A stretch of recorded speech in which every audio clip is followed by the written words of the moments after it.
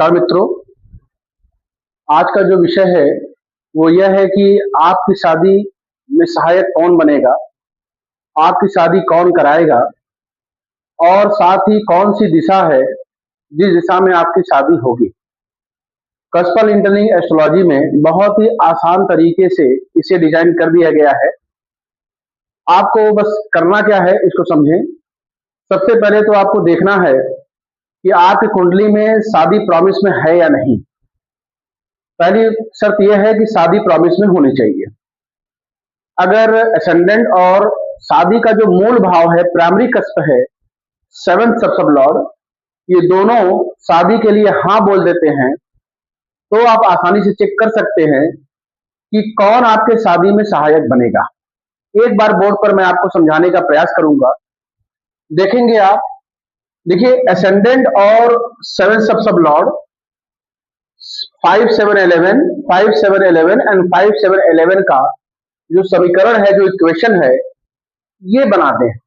पहले तो आपके जीवन में मैरिज जो है प्रॉमिस में आ जाए। अगर ये आ जाता है तो आपको देखना है कि असेंडेंट तो जाहिर सी बात है कि ये लिंकेज बनाएगा तभी शादी होगी। कहने का मतलब यह है कि विदाउट बैरियर। विदाउट बैरियर का मतलब है कि सब लॉर्ड लेवल पे 4 6 और सब लॉर्ड लेवल पे 4 6 ये नहीं आने चाहिए।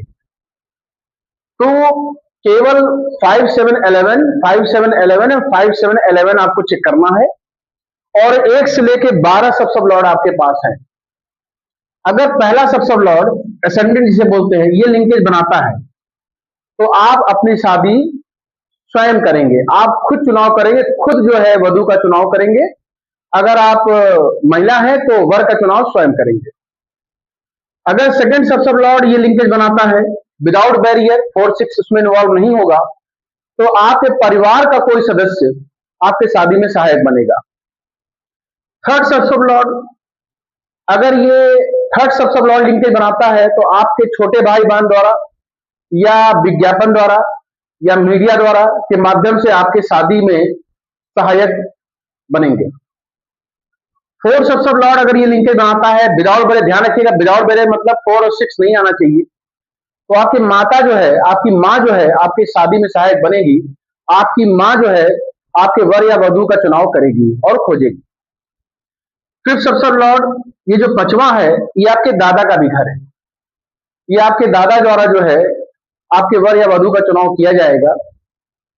सिक्स सब लॉर्ड अगर ये लिंकेज बनाता है, ये लिंकेज बन रहे हैं, तो समझ जाइएगा कि आपके साथ काम करने वाले सब ऑर्डिनेट जो आपके नीचे काम करते हैं, वो आपके शादी में सहायक बनेंगे। सेवन सब लॉर्ड, देखिए जो सेवन सब लॉर्ड है, अगर आप कोई व्यवसाय करते हैं तो आपका जो पार्टनर होगा, आपका जो व्यवसायी होगा, आपके साथ काम करने वाले जो लोग होंगे, ध्यान रखिए जॉब की बात नहीं कर रहा हूं, व्यवसाय की बात कर रहा हूं, तो वो आपके शादी में सहायक बनेंगे। एट सब लॉर्ड, एट सब लॉर्ड ये ध्यान रखिएगा कि ये एक तरह से गोपनीय गुप्त है। कोई ऐसा व्यक्ति जिसे आप नहीं जानते हैं, जिससे आपका दूर दूर तक कोई संबंध नहीं है, वो सामने आएगा और वो आपको शादी का ऑफर देगा। कभी कभी आप सुनते हैं कि बारात जाती है और ऐन मौके पे जो है दुल्हन जो है शादी से मना कर देती है, तो उसी बारातियों में से किसी एक जो खड़ा होता है, वो कहता है कि मैं शादी करने के लिए तैयार हूं।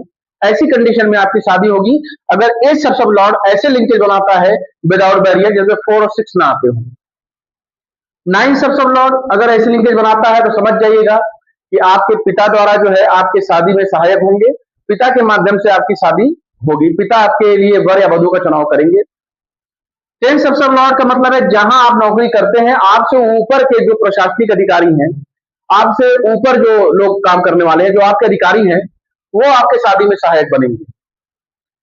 11 सब लॉर्ड जो है ये आपके बड़े भाई का है, बड़े भाई बहन का है। आपके बड़े भाई बहन जो है आपके शादी में सहायक बनेंगे। और आखिरी में आता है 12 सब लॉर्ड। 12 सब लॉर्ड अगर ऐसे लिंकेज बनाता है 5 7 11 के विदाउट बैरियर 4 6 के, तो आपकी शादी जो है विदेश में भी हो सकती है, विदेशी महिला से भी हो सकती है, ऐसी महिला से हो सकती है जो फॉरेन लैंग्वेज का भी ज्ञान रखती हो। भले वो इंडिया में रहती है, लेकिन उसके पास जो है ऐसे से आप मान सकते हैं एयर हॉस्टेस होती हैं, वो तमाम प्रकार की भाषाएं सीखती हैं, क्योंकि वो जो ट्रेवल होते हैं उनसे बात कम्युनिकेट करने में आसानी होती है। दूसरा प्रश्न ये है कि किस दिशा में आपकी शादी होगी। तो देखिए, इसके लिए करना क्या होगा, इसको आप जरा समझ लें। देखिए, ये एक हॉरोस्कोप है। हॉरोस्कोप में ये 4 केंद्र होते हैं। ये चार, ये उत्तर दिशा है, ध्यान दीजिएगा। ये दक्षिण दिशा है, और ये पूरब दिशा है, और ये पश्चिम दिशा है। पूरब दिशा जो है वो सूर्य को और मंगल को प्राप्त है।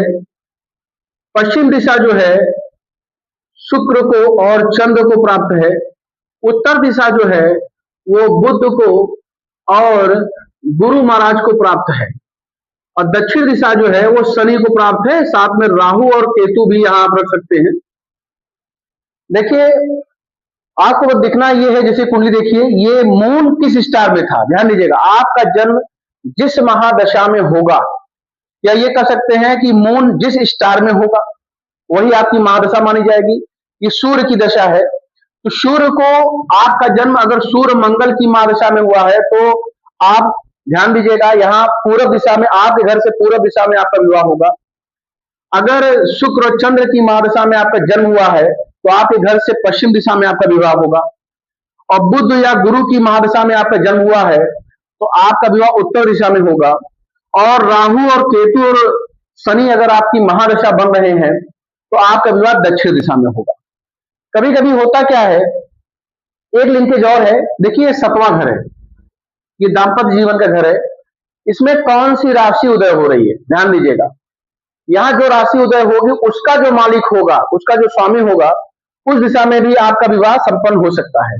जैसे मान लेते हैं कि यहाँ 5 नंबर लिखा है, तो ये सिंह राशि है। सिंह राशि का स्वामी सूर्य है, तो सूर्य, ध्यान दीजिएगा, ये पूरब दिशा के मालिक है, तो आपका विवाह पूरब दिशा में भी होगा। यहाँ ध्यान दीजिएगा, अगर 6 लिखा है तो 6 मतलब कन्या राशि है, इसके स्वामी जो है बुध महाराज हैं, आपका विवाह उत्तर दिशा में होगा। अगर यहाँ 7 लिखा है तो इसके स्वामी शुक्र है, शुक्र को पश्चिम दिशा प्राप्त है।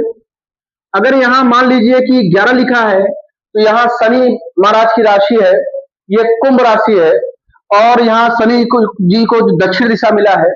तो आप ऐसे भी देखकर बता सकते हैं कि आपका विवाह किस दिशा में संपन्न होगा। तो कस्पर इंटरलिंक एस्ट्रोलॉजी में आप आसानी से देख सकते हैं कौन आपके विवाह में सहायक बनेगा और किस दिशा में आपका विवाह संभावित है। उम्मीद है कि आपको समझ में आया होगा।